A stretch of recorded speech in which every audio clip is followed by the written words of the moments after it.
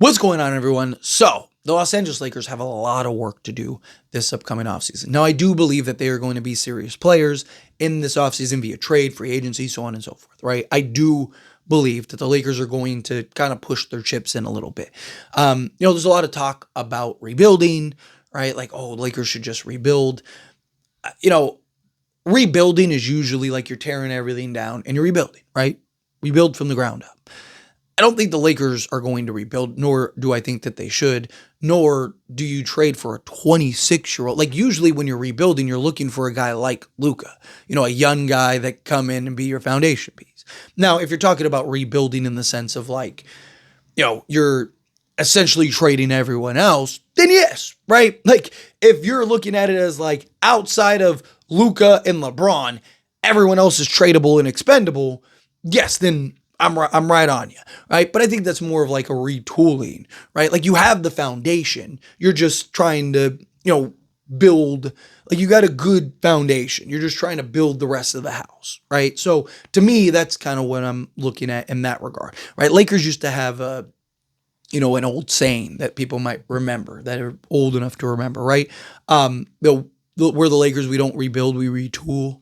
And it was back when Gary Payton and Karl Malone were the Lakers. Used to have like a poster and stuff like that of that. I wish I had that stuff still. But yeah, that was like a big thing. Like we don't rebuild, we retool, right? That's kind of what I'm looking at the Lakers, what they need. They need to retool essentially the entire roster. Really probably like, 5 guys, right? It's probably what they need, which is, essentially a whole new roster. Because look, you have LeBron and Luka. Those are your 2 guys. And then from there, right, everyone else, like I said, I think should be expendable and tradable, right? But I don't want to see the Lakers just make trades just to make trades. I want to see the Lakers, you got to make sure you're maximizing your trades to the best of your ability, which is hard when you're the Lakers because teams know you need X, Y, and Z. And we're one of the only teams that can give you X, Y, and Z, so you're going to have to pay. So Rob is going to have to really navigate that and figure that out to best maximize the limited assets that he has. Luckily, the new CBA is very favorable given the Lakers situation because they have a ton of expiring contracts. They have like 60 million plus in expiring contracts, right? So we've seen how valuable those expirings are. Here's the thing though. How valuable will those be during the offseason as opposed to the trade deadline? The longer we get into the season and the closer we get to the actual trade deadline, the more valuable those expiring contracts become. So my concern is that the Lakers aren't able to necessarily get that proper trade and are looking at free agency signings, trying to maximize value that way. And then we get to the trade deadline, and now you're making your big splashes because now Maxi Kleber becomes more valuable, and Gabe Vincent becomes more valuable, and Rui Hachimura becomes more valuable, right? Like I could see something where the Lakers, sign a Steven Adams, right? And then, maybe like a Nickeil Alexander-Walker or like a Bruce Brown, right? Something like that, right? And they get 2 or 3 guys coming in, right, to add to the core that they currently have. And then as the season progresses, we now get to the trade deadline or around the trade deadline. And now teams are like, ooh, we could really use Rui's 17 million expiring, right? We have these 2 guys that we know for a fact the Lakers would love, right? And now the Lakers can kind of better maximize that. It's definitely a concern I have. Obviously, it comes down to a couple things. 1, what's actually available this offseason. 2, what teams are willing, because you got to keep in mind, like a lot of people want Rob Pelinka to just, trade, Bronny James for Giannis. It doesn't work that way, right? Like the other team has to agree. The other team has to be willing to meet you in the middle and negotiate. And the problem is teams know nobody wants to be the trade that wins the Lakers a championship. No one wants to be the trade that puts the Lakers over the top. No one wants to be the trade where everyone goes, man, Lakers fleeced them. Lakers did it again. They got them. They got him. I mean, look at all the backlash for Nico. I mean, yes, part of it is, or a big majority of it is because he traded Luka, but a big part of it is he didn't get the value for Luka. The Lakers fleeced him for Luka, right? So again, like those are the kind of things that matter when you're talking these things. But Lakers have a lot of work because they need, like I said, they need basically anywhere from, in my opinion, 3 to 5 new guys, higher end guys. Can't just be anybody, right? Like, so let's say the Lakers want to, you keep Luka, LeBron, and let's say they still want to keep Austin Reeves, which might be their best trade value, right? And can Luka and Reeves coexist in the backcourt? It's a real problem, particularly on the defense side. Unless Austin Reeves magically becomes a 43% three-point shooter next year, it's going to make things kind of tough, right? But let's say they want to keep those 3, and then Dorian Finney-Smith, because Dorian Finney-Smith, I do think, is somebody that they absolutely need to keep. So you got those 4 guys, right? So then at least you need, in my opinion, 3 other guys, right? So you're trying to turn Rui, Gabe Vincent, and, Maxi Kleba, and Jared Vanderbilt, and Dalton Connect, and whatever else into whatever other assets that you can get, what other pieces you can get. And, that again, that's tough. You need to find a team that values Maxi Kleba. It's hard when he hasn't played in 4 months, right?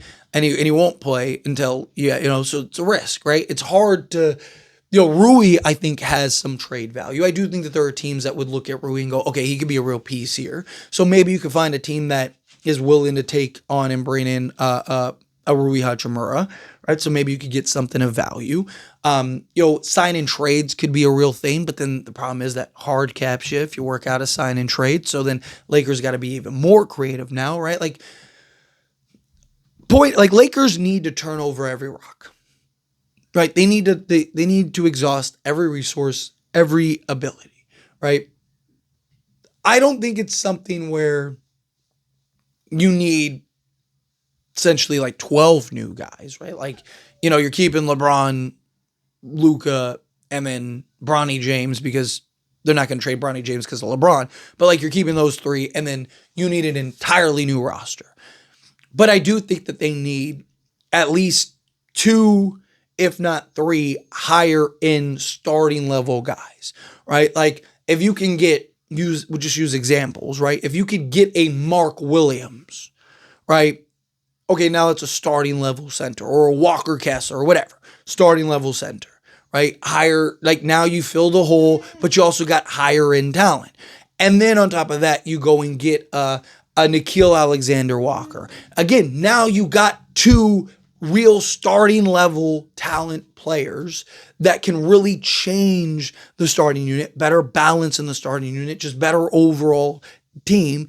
Now some of these guys are now you get the trickle down effect where some guys are going to the bench now, right? So now Dorian Finney-Smith is clearly the bench guy. And maybe Austin Reeves, if you're keeping him, maybe now he's finally, you're like, man, you got to move you to the 6th man or something like that, right? You can find that diamond in the rough for that gem, right? Those are things that I think the Lakers need to find.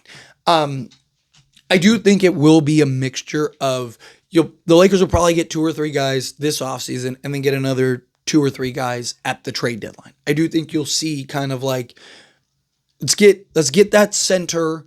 And can we get 1 3-and-D guy and then 1 kind of flyer guy, right? 1 diamond in a rough, or maybe a guy that's willing to take a discount to come to the Lakers, right? Boom, now you got that. And then now you get to the trade deadline where, again, your expiring contracts are so much more valuable. You saw it with the Brooklyn Nets. It looked like Memphis was about to land Dorian Finney-Smith. How did the Lakers get Dorian Finney-Smith when they didn't give up a first, but Memphis was? Because Brooklyn was like, we actually value the expiring contract of D'Lo more than we do the pick, right? And that's going to happen probably a lot going forward because of the new CBA. So I do think the Lakers need to make sure that they are, again, turning over every rock. Look for those opportunistic trades. Look for those trades that might not be the norm, right? Look for those like a team like Houston probably has 3 or 4 guys off the bench that are not even really getting playing, like Cam Whitmore, right? Or can you get a Reed, right? There are several guys that are just, they're when are they ever going to play on Houston?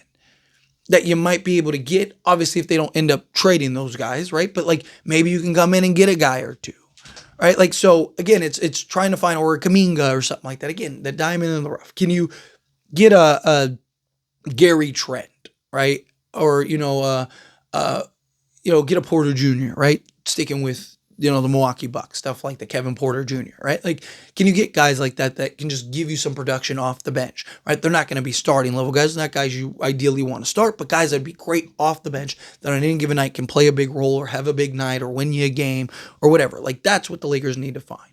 And so I don't think it's a rebuild more so than just, again, another a proper retooling, right? I think you have your foundation. You just need to get those you need to remodel the kitchen and remodel the bathroom, right? And it's like, okay, there you go. Now you got the house, right? Like, maybe the living room needs some work, right? Touch paint, fix this here and there, boom, you're good. But anyway, as always, this is a discussion. Pass a question on you. Let me know your thoughts and opinions down in the comments below. What do you think? How do you feel? What are your thoughts? Do you agree with me? Disagree with me? Kind of mix in the middle. However you feel, whatever your thoughts are. Either way, I'd love to hear it. So let me know down in the comments below. That being said, if you haven't liked this video, hit that like button. Helps me a lot. So we enjoy these types of videos, and I truly appreciate it. Not subscribe to the channel, hit that subscribe button. Turn on the bell notifications. Appreciate y'all. See you in the next one. Thank you.